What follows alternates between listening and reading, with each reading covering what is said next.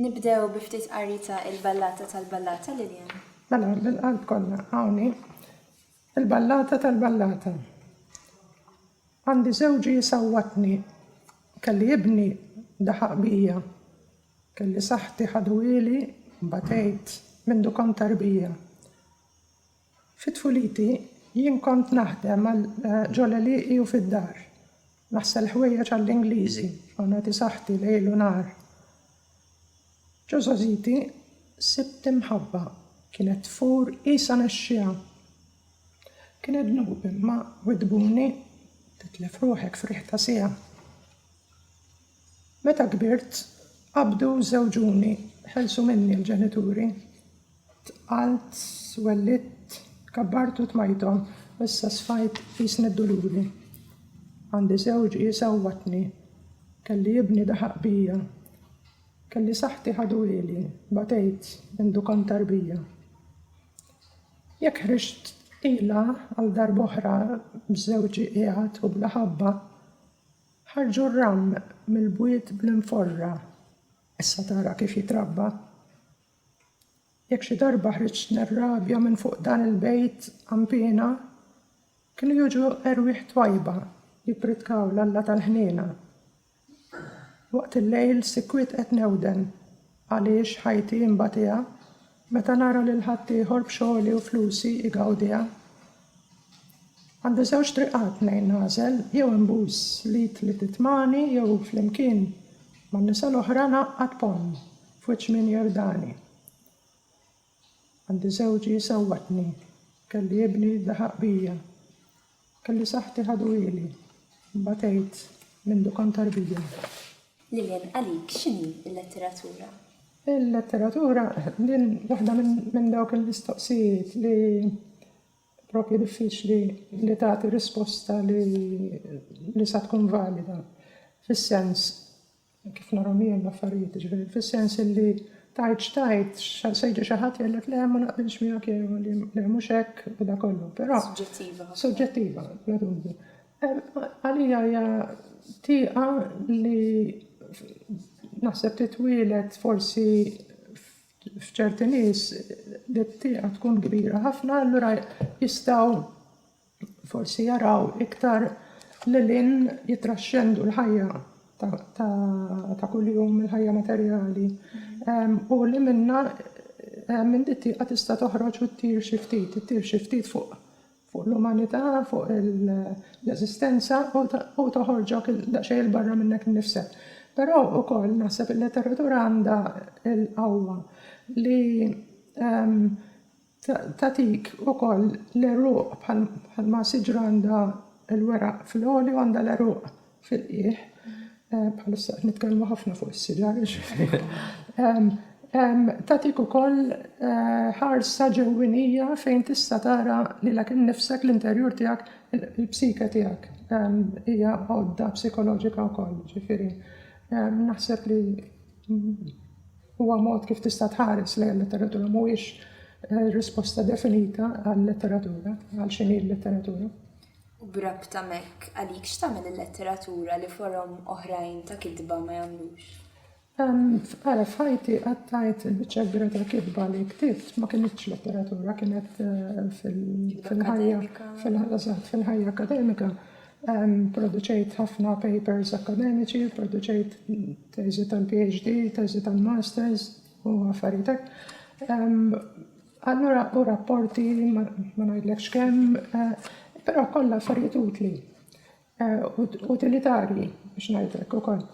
Mentri l-letteratura tagħtik dik xi ħaġa li toħroġ barra minnek innifsek u li tista' torbtok daqsxejn ma' l-eżistenza ġenerali, ġifieri naħseb li tiftaħlek dik id-dinja barra minn ġo fik. U x'jiddistingwi l-lingwa tal-poeżija mill-lingwa f'kitba oħra? Il-poeżija għandha poeżija. Meta ngħidu anke ġieli pereżempju tara film u tajt Madonna Santa kemm kien poetiku dak il-film, għallek xi ħaġa ġo fik li torbtok ma xi ħaġa ikbar minnek. U l-poezija għandha mod kif il-lingwaġġ tagħha u r-ritmi tagħha huma mod li joħorġuk, jgħinuk ittir. Naħseb li il-lingwa tal-poezija hija universali l-ewwel nett għax naħseb li f'kull kultura li kien hemm il-poeti, anki f'kulturi indiġeni, naħseb li se nsibu l-poeti. Naħseb anki fil-preistorja tagħna, jekk in-nies il-lingwa li kienu jitkellmu kien hemm minnhom li jitkellmu mod poetiku wkoll. Ġifieri xi ħaġa li fenomenu li minn dejjem kien magħna. U kif tagħżel bliema lingwa se tikteb, speċi jekk għandek xi ħaġa xi tgħid, kif tagħżel jekk hux ħatgħidha f'poeżija jew jekk hux ħatgħidha jiġri lil mill-lingwa bil-Malti u bl-Ingliż, pereżempju. L-ewwel naħseb li l-lingwa tagħżlek hi biex niftehmu forsi tinstema' klixé, però naħseb li veru il-lingwa tagħżlek hi l-ispirazzjoni ġo moħħok ħadd tiġi b'xi lingwa forma ta' lingwa li jew se toħroġ poeżija jew se tgħid ħanikteb novella, pereżempju. U apparti minn hekk semmejna anke l-Ingliż jew il-Malti, jiena waħda li nikteb kemm bil-Malti kemm bl-Ingliż. U naħseb dik tirrifletti wkoll xi ħaġa li fil-kultura tagħna l-naqas tal-ġenerazzjoni tiegħi. Jiena kont mort id-dar bil-Malti konna nitkellmu, ġifieri kien il-lingwa tagħna Malti kienet tommi ta' missieri ta' ħuti bil-Malti. Però meta mort l-iskola, kont mort skola fejn kont mistennija li nifhem bl-Ingliż ma kontx naf, ma tallimt, u li l-ewwel kitba tagħmilha bl-Ingliż. U dik b'xi mod baqgħet miegħi, ġifieri għax għadni sal-lum, pereżempju, il-poeżija iktar sirt fil-bidu kont niktebha bl-Ingliż. Żmien bdejt nikteb aktar bil-Malti, però bqajt ukoll nikteb poeżija bl-Ingliż. U għandi ukoll meta bdejt nikteb il-proża, bdejt nikteb provajt nikteb bil-Malti, però kont inħoss li bl-Ingliż joħorġu li aħjar. Jiġri isek tassoċja il-proża mal-Ingliż? Il-proża aktar mal-Ingliż u l-poeżija aktar mal-Malti, però għandi anke poeżija bl-Ingliż li għadha li nippubblikahom. U apparti jekk tassoċja xi temi mal-Malti u mal-Ingliż forsi jvarjaw jew tkun kwalunkwe? Naħseb li it-temi universali tista' tesprimihom naħseb kemm bil-Malti u kemm l-Ingliż. U naħseb li forsi b'xi mod anke nixxieli nagħmilhom fit-tnejn. Il-Malti naħseb ukoll li meta nikteb dwar l-infanzja tiegħi meta konna nitrabbew affarijiet hekk jiġifieri dan u il-postijiet li kienu familjari għal tfulieti u hekk naħseb bil-Malti joħorġu iktar bil-qawwi. Forsi għax il-lingwa li kont titkellem mod naturali mal-familja wkoll. L-ewwel lingwa materna, ġifieri. Ekku. Nisimgħu il-poeżija statistika? Statistika.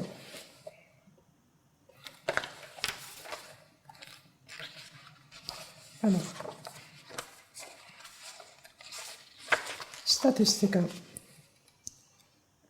Qallibt il-ktieb li sena wara l-oħra iżomm il-kont tal-ħajja ta' kulħadd li jgħod titrabi l-ġodda waħda tul il-ġimgħa u nhar ta' ħadd li rreġistra l-mewt ta' dawk li telqu xahar fuq xahar u l-mart u d-daqqiet ta' karozza u meta ġraw jekk kienx forsi Diċembru jew kienx frar li jniżżel fejn joqogħdu l-ġenituri ġodda ta' gżiritna u jikkalkula n-numri ta' migranti u l-kotra kollha li telqitna. Li jittrombja l-bogħod għalkemm l-irġiel u n-nisa mistennija jibqgħu ħajja u jqassam l-att tan-nies fil-bliet urħula irqajja. Li anki jaf kemm żwiġijiet isiru tul is-sena fil-pajjiż u kemm minn dawn jiċċelebraw b'reġistru jew b'qassis. Imma li ma naħsibx li jaf dal-ktieb informat sewwa huwa dak it-tarif mistur maqful fil-qalb ta' ġewwa. Kemm tamiet sbieħ issawru u sfaw imġarfa għal kull żwieġ iċċelebrat. Kemm taqtih il-qalb, araq u dmuħ f'kull emigrant ikkalkulat. Kemm imħabba jew nuqqas tagħha hemm lesta għal kull tarbija. Minn xi għaddiet fl-aħħar sija tal-mewt, Marija. Kemm ferħ u dbatijiet jimlew it-trufijiet minn dar għal dar u bliema tip ta' vojt jimlew il-ħajja tagħhom ix-xjuħ u żgħażagħ bil-lejl binar. Inti kont parti mill-movement aw mill-letterarju wkoll flimkien mal-poeti u kittiba l-online tas-sittinijiet. X'fisser għalik dak il-moviment u Kienet esperjenza li ġiet fuq kont għandi kemm l-ewwel kont għadni żgħira ħafna kelli forsi 19-20 sena. kont diġà bdejt tikteb Kont diġà bdejt nikteb affarijiet tal-adolescenza, insomma, ta' ġifieri iktar milli ħaġa. Sibt ruħi nhom ma' nies li kellhom iktar uħud minnhom kellhom iktar esperjenza, uħud minnhom kienu għadhom forsi ftit ikbar minni. Imma kienet esperjenza interessanti għax apparti li kont bdejt nara li dal-moviment kien qed jipprova jċaqlaq daqsxejn il-letteratura Maltija, l-kitba ġo Malta. Bdejt nara li qed jieħu direzzjoni li kienet qed toġobni, kien hemm dak iż-żmien kien hemm il-Beat Generation u taf inti tkun għadek ta' 19 jew hekk kienet xi ħaġa li qed inħossuna parti mid-dinja barra minn Malta wkoll kien hemm li. U kienet ukoll li esperjenza li kont mort dak iż-żmien fuq rediffusion, ġifieri ma kellix exposure li nkun fuq il-medja ta' xejn u kont mmur imwerwra naqra, ġifieri ma kont nipprova nagħmel naqra kuraġġ immur. Kont anki kienet tatni l-opportunità fil-Polz, il-magażin tal-moviment li noħroġ il-poeżija tiegħi. Dak iż-żmien ukoll kont għadni stranament kont għadni qed nikteb bl-Ingliż, ġifieri l-poeżiji. Għenek il-moviment biex tikteb bil-Malti? Iktar ġiet wara. Naħseb li għenni fis-sens, miskin Mario Zoppardi konna ħriġna antoloġija Malta The New Poetry, kienu bil-Malti u bl-Ingliż. Ta' kulħadd kienu bil-Malti u mbagħad it-traduzzjoni sar bl-Ingliż tiegħi kienu bl-Ingliż u Mario Zoppardi għamel li traduzzjoni bil-Malti. Ġifieri sibt dik it-tip ta' għajnuna u li tani wkoll il-moviment li bdejt inħoss kemm jista' jinstema sabiħ il-Malti u kemm tista' tikteb sabiħ bil-Malti.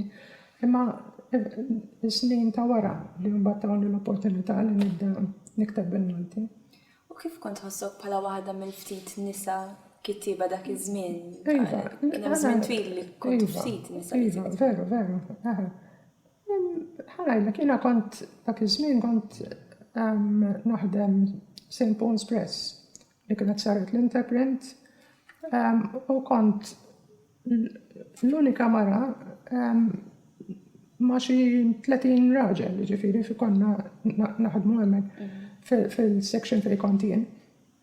Ġifieri kont imdorrija li dak li jistgħu jagħmlu ir-riġiel nistgħu jagħmlu jien mhux problema, ġifieri ma kellix qatt ma ħassejtni b'sens ta' inferjorità għax kont l-unika mara jew xi ħaġa hekk.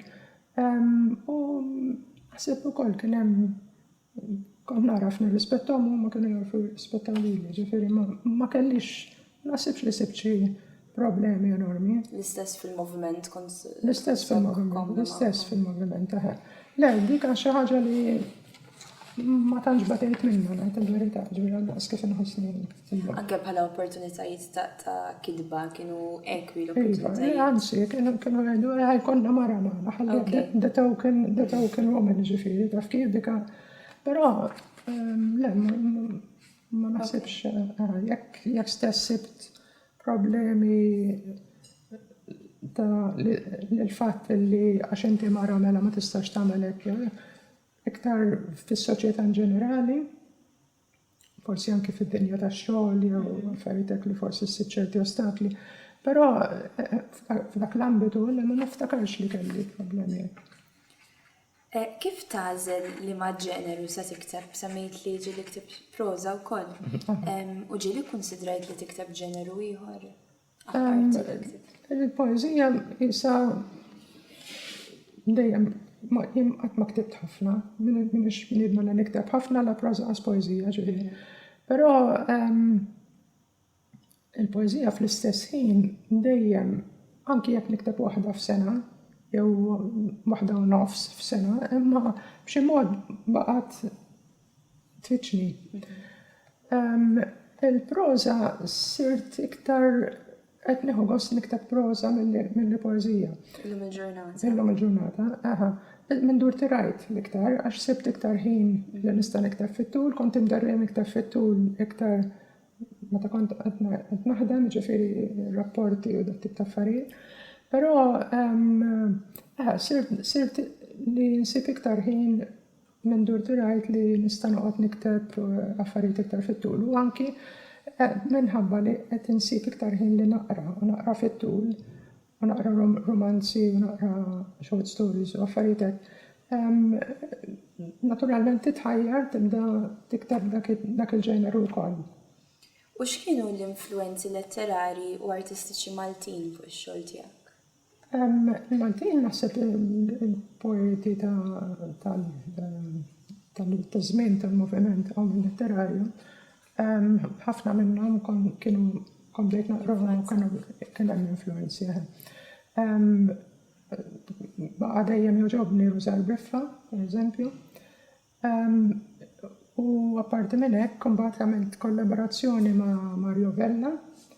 Allura b'xi mod konna żgur li ninfluwenzaw il-xulxin għax anke ġilqi pereżempju kien kiteb storja u jiena kont ktibt storja ta' karattru minn storja tiegħu, allura speċi jkun hemm ta' influenzi. Ejva, dik kienet ġrat ukoll. U mbagħad hemm ħbieb partikolari xi ħadd bħal Marlene Saliba li hija ħabiba kbira tiegħi snin twal, ħbieb, u li naħseb influenzajna xi naqra xulxin ukoll, għandha poeżiji tagħha kważi mistiċi, jiġifieri li vera nħoss rabta magħhom. U xi ħadd bħal John Cremona ukoll li nsib li l-għonet miskin dejjem jibgħat li l-kodba li joħroġ u nagħmlu reċensjonijiet u hekk. Allura nafhom ftit iktar intimament. Però bniedem li nirrispetta ħafna u jogħġbuni immens il-poeżiji tiegħu għandu il-mod kif jaħkem il-Malti, vera sabiħ u naturali. Joe Frigieri, pereżempju, wieħed li baqa' jogħġobni ħafna anke il-mod kif jikteb, hemm ħafna kwantità minnhom. U barranin? Barranin. Qabel u issa Iva. Barranin il-poeti tal-The Beat Poets dawk kienu naħseb anki Victor li kienu qabli naħseb ukoll probabbli kellu x'influenzi minnhom. Però apparti minn hekk anki speċjalment fil-proża Doris Lessing, David Mitchell, dawn huma influenzi u mbagħad hemm il-kbir George Louis Borges li naħseb influenza ħafna kittiba fid-dinja u jiena sallum għadni ma ġbajtx naqrah dejjem immur lura l-istejjer tiegħu u affarijiet hekk. Nistgħu nisimgħu l-poeżija Qafsa ta' jdejja? Mela le ħansiba taf. Hawnhekk. L-qafsa ta' jdejja. Mid-dlamijiet ta' ġewwa qalbek it-tanta jitfajnejk imqara l-ftit. Fuq dik in-naqra tieqa fejn mad-dawl divin mifrux fuq l-eżistenza taf tilmaħ ukoll tbissima għajnejja u tħoss ukoll fil-bżonn l-qafsa ta' jdejja. Nisma' ukoll lill-missierna? Lill-missierna. Il-missierna bejn dubju u mhux. Missierna, jekk inti tassew ħanin u veru qiegħed fis-smewwiet, nitlob allura li jitqaddes ismek, li tiġi saltnatek u li jkun li trid int sew f'din l-art u sew fis-sema. Il-ħobża ta' kuljum qatt ma naqsitni u ta' dan nrodlok ħajr, anki jekk forsi mhux kuljum jew mhux dejjem bil-qalb. Aħfrilna għalhekk dnubietna u jalla l-ħniena tiegħek tikber u toktor magħhom għax mhumiex ftit.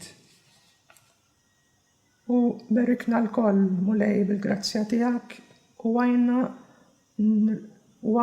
nrawmu ġewwa fina id-doni tal-ftehim, tal-maħfra u tal-modrija.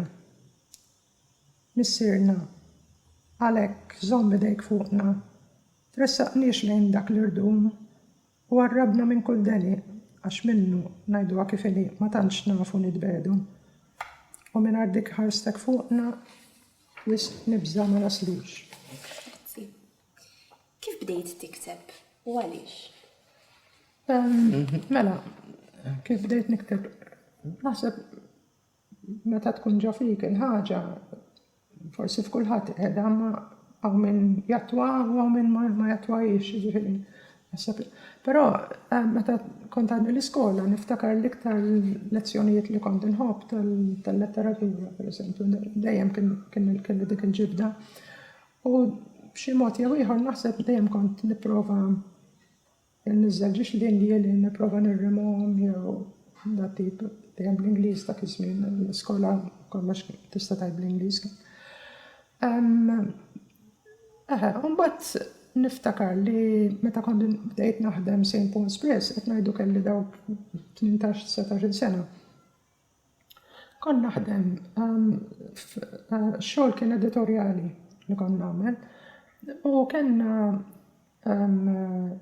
il-manager kien il-works manager kien Ingliż ċertu Stan Iverson li għamilni ħafna ġid li għax kien jirrispettani ħafna kien tani xogħol li sa ċertu punt kien anki iktar għoli milli kont inħossni kapaċi għalih. U dan kien poeta fin ħafna u ġieli kien jitlaq li xi poeżija tiegħu.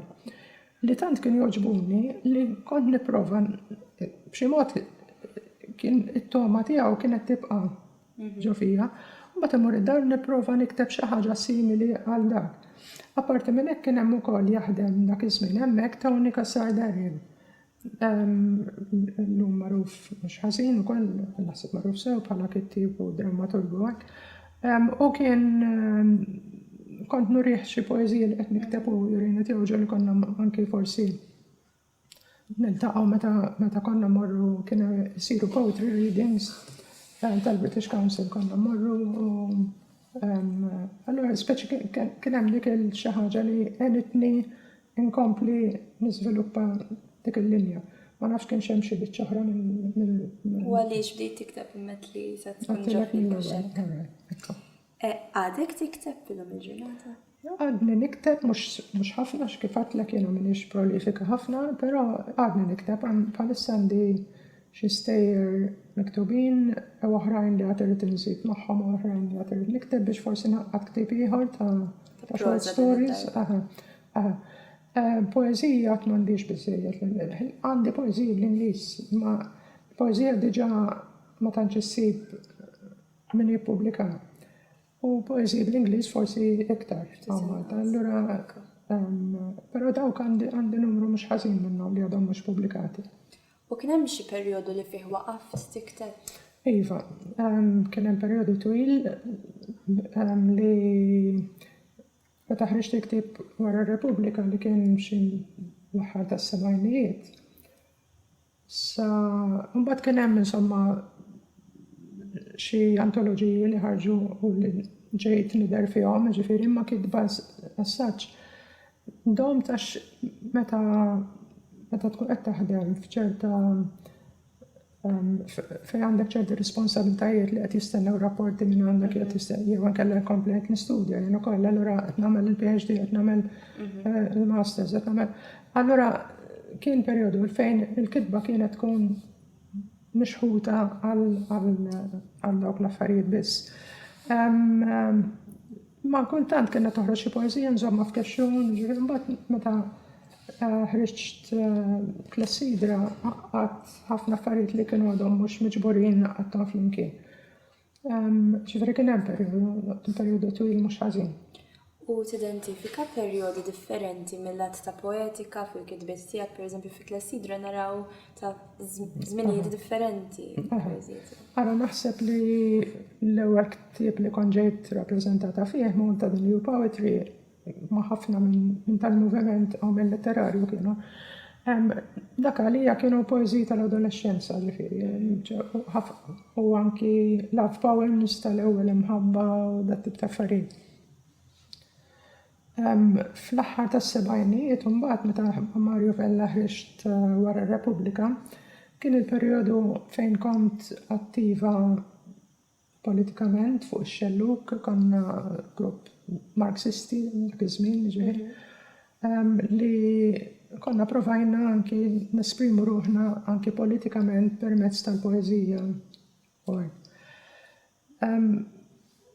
Però anki il-lat spiritwali naħseb li baqa' dejjem joħroġ anki wara r-Repubblika. Mbagħad fi Klessidra kienet opportunità biex dawk il-perjodi li kienu spiċċaw minn ħajti joħorġu iktar fi Klessidra u naħseb Klessidra forsi l-iktar wieħed li hu spiritwali minnhom kollha anki tinsiex kont għaddejt minn perjodu fejn apparti l-ġenituri mutu, insomma, mitu l-ġenituri, imma mbagħad aħna konna 5 aħwa kollha bniet u waħda wara l-oħra tlift 3 minn ħuti. Kollha mietu kanser ġifieri. U allura hemmhekk tibda l-għonetta tiġik nostalġija kbira anki għall-passat, għax dawn qatt nista' terġa' ġibhom lura u l-esperjenzi magħhom mhux ġejjin lura. U apparti minn hekk ukoll tibda tipprova tfittex tifsira tal-ħajja x'inhi iktar b'mod bl-Ingliż jgħidu in a more poignant way. U dik tibda tafas fik u dik l-għafsa toħroġ poeżiji forsi. X'inhu l-ikbar xkiel li sibt matul ħajtek biex tikteb? Forsi l-impenji ta' xogħol? L-impenji ta' xogħol assolutament l-iktar li kienu dawk kultant innuqqas ta' ispirazzjoni wkoll. Ġifieri anke jekk għandek il-ħin m'għandekx l-ispirazzjoni.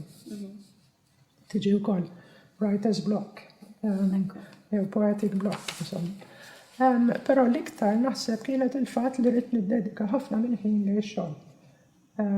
Li ma jtikx ċans taqra, ħlief affarijiet li għandhom x'jaqsmu max-xogħol, u ma jtikx ċans li tikteb. Għalhekk wara l-irtirajt qed insib iktar ċans li nikteb u anke li nippubblika. U qed issemmi l-pubblikazzjoni ġieli sibt xi xkiel biex tippubblika?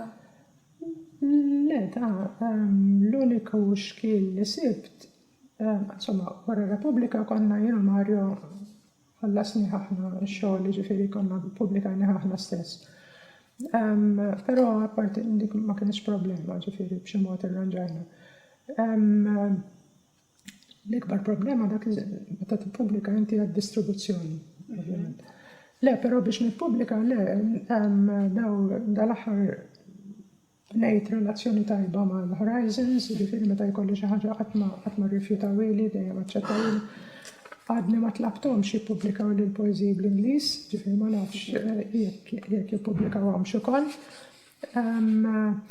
Però le, mod ġenerali, l-unika stumbling block dejjem kienet li m'għandix il-ħin l-hemm mal-bqija le ma kellix problemi. U kellek problemi biċ-ċensura, forsi weġibta diġà? Biċ-ċensura, għanajdlek, ċensura jien niftakar żmien li ċensura, l-iktar problemi li kelli biċ-ċensura biex naqra. Kien hemm żmien li kont biex taqra kitbiet minn barra. Biex jimportaw, biex nimportawhom Malta, kienet iżommhom iċ-ċensura, kien jiktib li skrivan tal-gvern fejn jgħid li dan iktib mhuwiex aċċettabbli li taqrah. Speċi kont nikteb it-tri ta' protesta, kont fortunata x'kont naħdem il-librerija tal-Università. Allura ħafna affarijiet imbagħad stajt naqrahom kelli aċċess, però biex ġabira ċensura kienet tkun iktar minn dak l-aspett. Jekk jiena rrid nikteb xi ħaġa qatt ma sibt xi ħadd jgħid li ma tistax, ma naħseb forsi qed torbot ma' xi mal-autoċensura ġifieri. Iva, fil-fatt Għax nistaqsik immaġinajt jekk li temminx sa fuq tistaqsini fuq l-autoċensura. l-autoċensura b'xi mod naħseb li anki min jgħid li ma jagħmilx autoċensura, naħseb b'xi mod jagħmilha dejjem. Kieku ma nagħmlux autoċensura ma nilbsux ħwejjeġ, kulħadd joħroġ għarwin kif inhu. Ġifieri l-fatt li nilbsu ħwejjeġ qed nagħmlu autoċensura, x'qed aċċettaw li s-soċjetà għandha ċerti regoli. B'xi mod l-autoċensura naħseb anki inkonxjament toħroġ ukoll. Taħseb li hemm element autobiografiku fil-kitbiet tiegħek semmejt ukoll li għandek ħafna kitbiet tal-infanzja ta' tifkir. La dubju li naħseb kull kittib b'xi mod joħroġ minn hemmhekk, jiġifieri li l-ewwel kitbiet ħafna drabi jkunu autobiografiċi, anke l-ewwel romanz li ktibt li huwa bl-Ingliż Shadows in Penumbra, għalkemm mhuwiex fuq innifsi ma jibda bija narratriċi hija jien u l-ħbieb u ċerti influenzi li kelli u nies li tqajt magħhom personaġġi semmejthom ukoll f'dak il-ktieb imma taħt ismijiet oħra, ġew taħt maskra fittizja, li allura b'xi mod huma dejjem qed jirriflettu l-ħajja tiegħek. Anki jekk qed tikteb fiction imma b'xi mod l-inti joħroġ. Nisimgħu iż-żifna tal-Katavri. Iż-żifna tal-Katavri waħda minn tal-ewwel li kont ktibt ta' żmien U għadha naħseb b'saħħitha ħafna. Għadha b'saħħitha x'kien li kienet kont ktibta.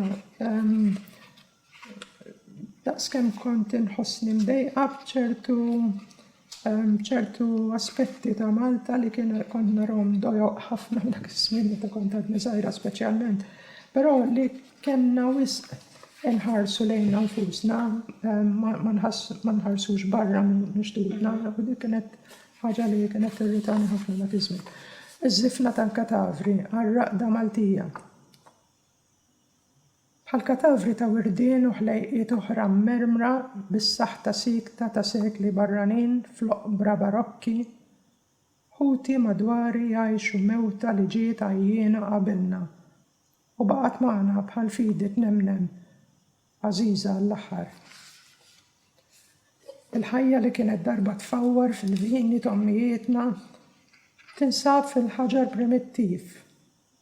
Storja fuq malajr ninsija, magħluqa ġol ħġieġ u l-vrigi msadda li jdawru l-qedem ħaj. U l-Katavri weldu uliet, Katavri oħra, fir-raqda mbirka mill-Grammastri u mill-papiet mejtin. U l-ħajja skarsa f'dawn l-inħawi hekk kif tinħass fil-pronti xi mejjed u jġarra miegħu fil-kannierja għadlan. Kif taħseb li dak li kien qed jiġri madwarek affettwa l-kitba tiegħek u għadu? B'xi mod naħseb kollha kemm aħna mera li nirriflettu dak li qed jiġri madwarna, issa jew għax napprovawh, jew għax ma napprovawhx, jew għax jkun hemm naf pereżempju l-erda tal-ambjent ilha ssir mhux fid-dinja kollha. Però ġodda l-pajjiż ilha ssir mhux issa bdiet, imma bħalissa dejjem minn ritmu qawwi ħafna fejn bla ma rridu bil-fors ngħidu hemmhekk niftakru bis-siġar, jew hemmhekk niftakru ma kienx mibni, jew hemmhekk niftakru kont nara l-ħdura. Daw kollha affarijiet li effettwawk, jiġifieri naħseb li ħarġet ħafna. Fejn trabbejt jinbidel. Kompletament. Jena ġibri San Ġiljan fejn trabbejt għamil żmien ma ngħix hemmhekk imma issa li rġajt mort hemmhekk. Għandi fortunata li għandi il-flat tiegħi jagħti fuq il-baħar, ġifieri għandi il-baħar baqa' hemmhekk għalkemm tħammeġ ukoll. Però jekk issa ġiljan li niftakar jien, tant kellu ħlewwa li kienu jiġu ħafna pitturi barranin biċċa kbira, pitturi jipittru l-barja ta' San Ġiljan. Illum ma dakx tpittira ħlief biex tiġi tiffotografa l-krejnijiet li hemm. u l-binjoli li tila daw it-torrijiet li tilajn, ġiru san kunu memlin bjom, san ġili anke l-iktar post li għatik serħan. Kont iġi, kien ħafna nis jiġu għal-villeġġatura. Dunkarn, kien jiġi għal-villeġġatura fi triq li noqgħod fiha. Illum irħama żgħira fejn tajt li hawnhekk kien jiġi, ma timmaġinax li joqgħod f'dal-blokk fejn hemm din l-irħama. Jiġifieri kollox inbidel u dik xi ħaġa li teffettwak fil-kitba fil-memorja tiegħek tibda ġejja tieħdok lura għal żminijiet oħra wkoll ħafna drabi għax żminijiet tal-lum ma tantx tissapportihom forsi. U l-aħħar mistoqsija, kif tħares lejn l-iżvilupp li seħħ fil-qasam tal-letteratura Maltija minn meta bdejt tikteb inti? Sar żvilupp kbir. Jien ngħid il-verità, ma nistax ngħid li nsegwi dak li qed jiġri issa b'mod kif suppost. Kieku qed nistudja l-Malti llum kif qed tagħmiltu intom, ġifieri żgur li nista' nirrispondi ħafna aħjar il-domanda, ma nara li hemm kwantità ta' kittiba żgħażagħ li dik tagħtini kuraġġ. Naħseb li ħafna minnhom huma kuraġġużi wkoll, imma tantx forsi hemm minnhom ma tantx jagħmlu awtoċensura. Li ħaġa naħseb li hemm bżonna wkoll li jkunu żbokkati kemm jista' jkun. U allura nammirhom daw il-kittiba żgħażagħ nixtieqilhom kull ġid u nixtieqilhom ukoll jibqgħu jorbtu ma' tal-passat, ormajjina tal-passat, jiġifieri bħal kemm li għadni kultant nikteb ukoll. Imma anki ma ta' qabel il-moviment għax kollha kienu qed b'xi mod kien hemm evoluzzjoni. Evoluzzjoni li qed wettu triq. Tajjeb, nagħlqu bil-poeżija bħal minutira. Bħal minutira, ok. Infatti toħodni għal perjodu ta' nostalġija wara li telqu l-membri tal-familja għafeta. Bħal minutira tal-loċ li waqaf jaħdem. Bħal minutira tal-loċ li waqaf jaħdem moħħi bla ma nitolbu iterraq lura fis-snin moddija fejn jgħix għal ftit il-ken u l-għożza ta' tfulija, u l-ġabra u l-għaqda u t-tinbix ta' aħna u nitrabbew. U issa li minn seba bqajna tnejn, it-tifkiriet saru bħal ħjut tad-deb u l-vojt ta' dak li nsejna tul is-snin qisu bħal oqgħod li b'paċenzja kbira jrid jinħall biex jgħid ġrajjietu. U l-memorji bħal minutieri tal-arloġġ waqfin ġewwa xi jittra jew ritratt għalkemm jiċċajpru ta' kuljum jirnexxielhom xorta waħda jqanqlu t-toma imqar biex nikkonferma x'minn għalija li tassew jiena kontext is-snin debija li bla ma nkun nistinna jistempħu ġewwa fija.